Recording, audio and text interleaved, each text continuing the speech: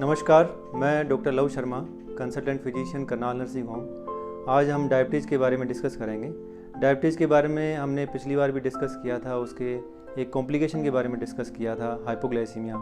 Hypoglycaemia मतलब sugar कम हो जाना, शुगर की मात्रा 70 मिलीग्राम पर डेसीलीटर से कम हो जाना।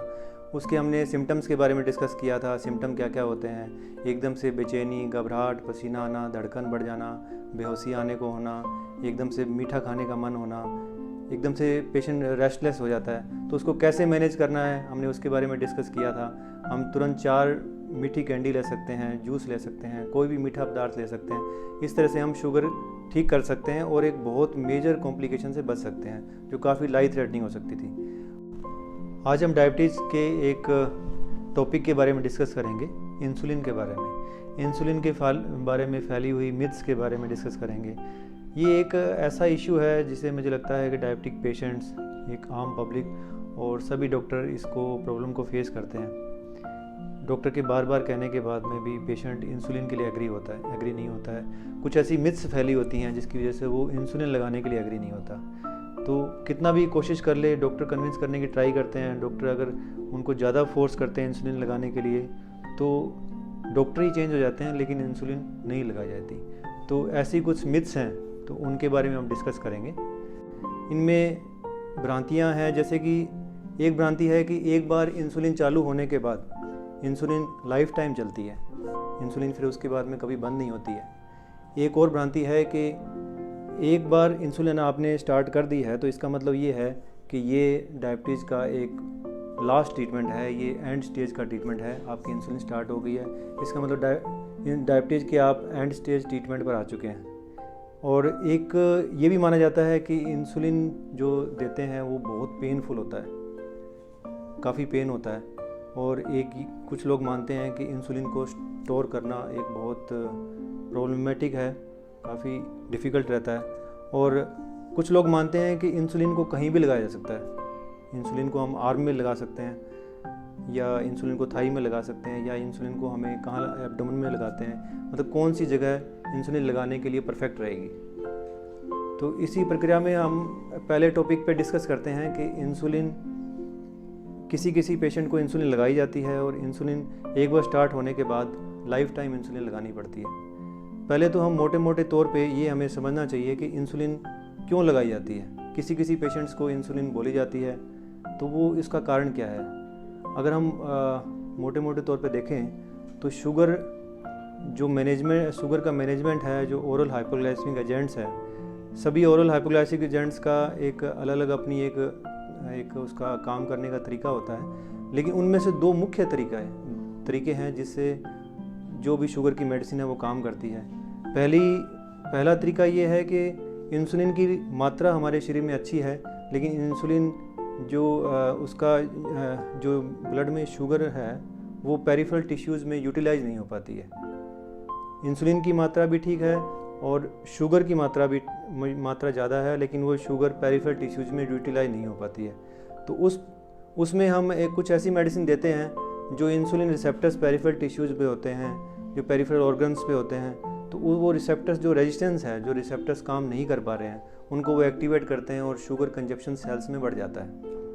तो एक तो ये प्रक्रिया है। दूसरी प्रक्रिया है कि हमारे ब्लड के अंदर इंसुलिन की मात्रा ही कम है, तो इंसुलिन मात्रा बढ़ाने के लिए हम कुछ तरह की मेडिसिन देते हैं जिसको इंसुलिन सिक्रेटोगोग्स कहते हैं। तो इंसुलिन सिक्रेटोगोग्स का काम करने का एक तरीका होता है। अलग अलग इंसुलिन सिक्रेटोगोग्स अलग अलग तरीके से काम करती है, लेकिन जितनी भी इंसुलिन सिक्रेटोगोग्स है, ये देखा गया है कि लंबे टाइम से उनको यूज़ करने की वजह से कई बार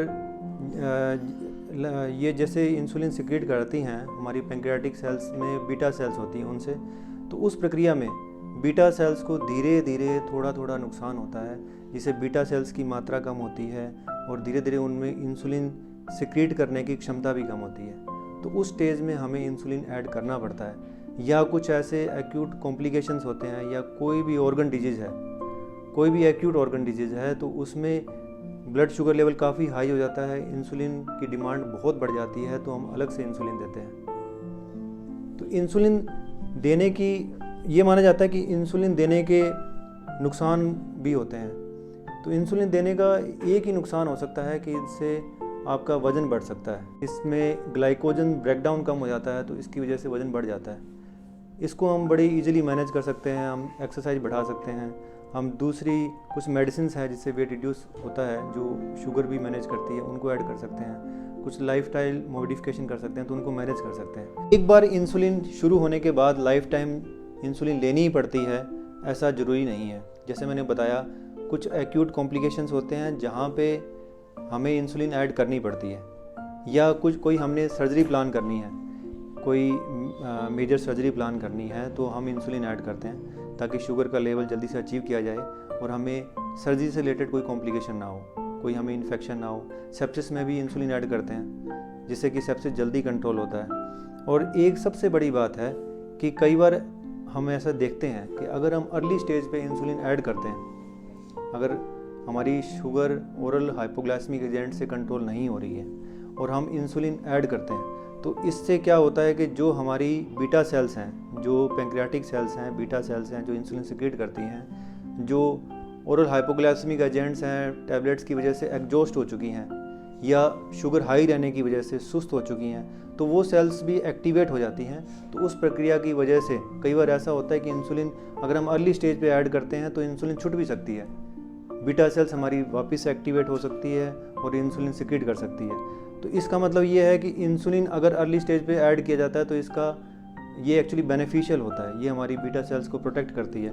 और सबसे बड़ी बात, हम इंसुलिन लेवल इमीडिएटली अचीव कर लेते हैं, जो ओरल हाइपोग्लाइसेमिक एजेंट्स के द्वारा हम नहीं कर पाए हैं। तो ये एक बेनिफिशियल रहेगा डेफिनेटली।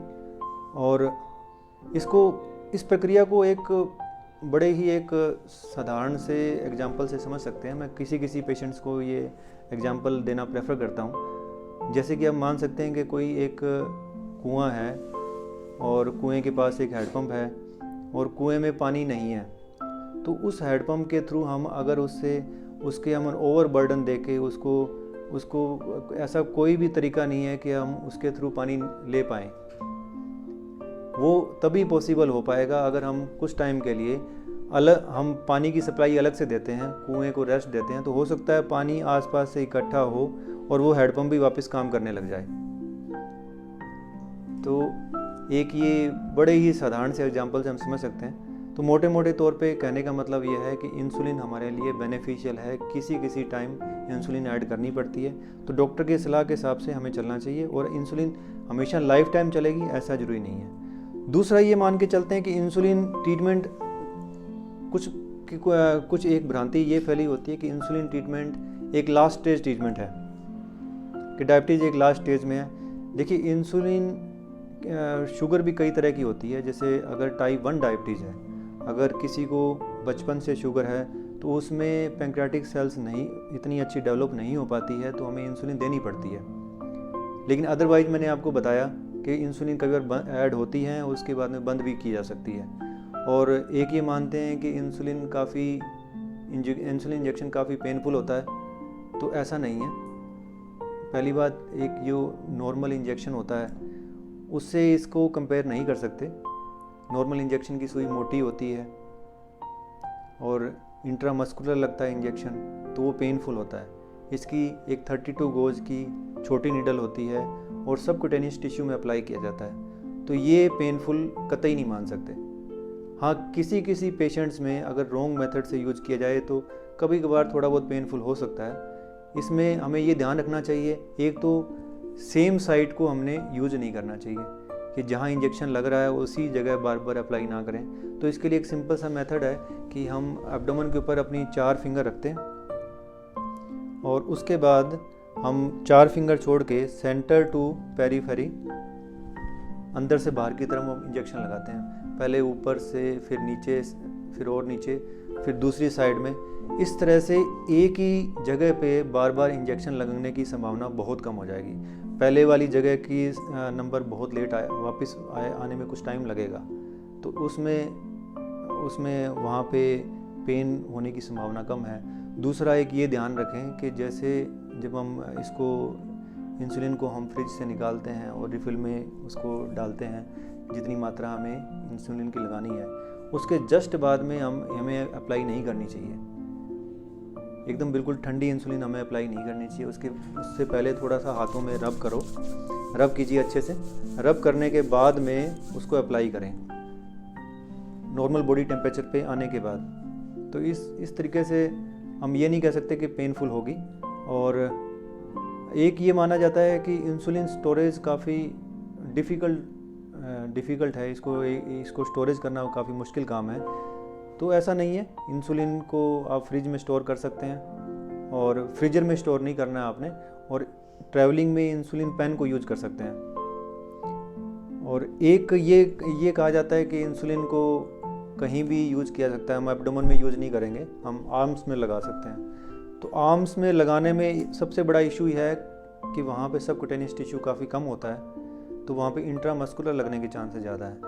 तो ये एब्डोमेन सबसे सेफ एरिया मान सकते हैं, क्योंकि यहाँ पे सबक्यूटेनियस टिश्यू ज़्यादा है और काफ़ी ब्रॉड एरिया है।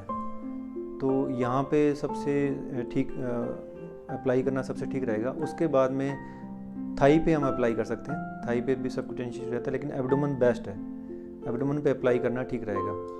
इस तरह से इंसुलिन के बारे में जो भ्रांतियाँ हैं उनसे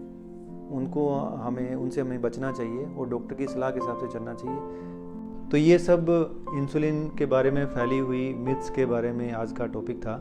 तो इनका सारे कहने का सार ये है कि इंसुलिन किसी टाइम पे बहुत ही बेनिफिशियल होता है और बहुत नेसेसरी होता है। इंसुलिन अगर डॉक्टर इंसुलिन के लिए एडवाइस करते हैं तो उसके लिए आपको इंसुलिन लगाना चाहिए, ये आपके लिए बहुत बेनिफिशियल है। और इसी तरह हम किसी नए टॉपिक के बारे में नेक्स्ट टाइम फिर डिस्कस करेंगे। Thank you.